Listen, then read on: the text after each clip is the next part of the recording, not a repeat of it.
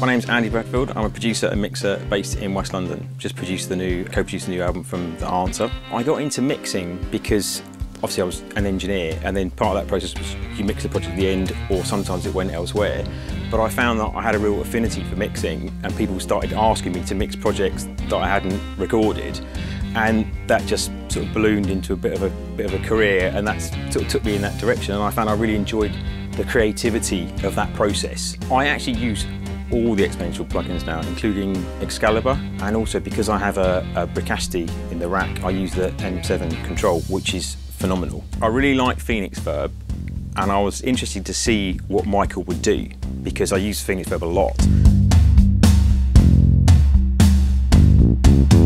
There's more control of parameters that Phoenix Verb doesn't have, like input filtering. If you want to filter the input so it's just middle, or you want to roll off all the top end, and things like that I would never have thought about, was actually quite useful, is the tempo sync on the pre-delay is actually really good, and it's really useful. The ducking feature, again, something that you don't realise is useful until you have it, and it means that the reverb can kind of stay ducked down while the signal is present, so there can be less of it, almost a bit like a gate, you know, so the reverb stays quieter, and then when the signal disappears, the tail will go off into the distance, and it'll obviously get louder.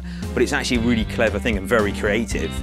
I think the distortion thing is really intriguing to me, because that's not something I would have thought of putting on a reverb, but it's done in a really cool way. It's very creative. In true Michael Carn's tradition, there's a zillion and one presets, which are all incredible to start with. So you can pretty much find anything you want, from a room to a hall to a plate, or something crazy, because there's all this kind of distortion stuff, which I've only just started delving into, but it's incredible, really incredible. Those things are very creative tools, and take it away from just being a straight up reverb. It's very good at doing that, but it's something else as well.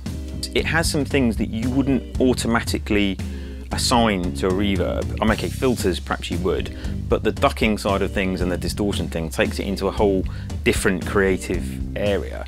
And in a way, what I would say is it's reverb reinvented for the workstation era, because that's what it is. And it can do straight up amazing reverbs, or it can do some really creative effects. And I think that's really its strength for me. It's a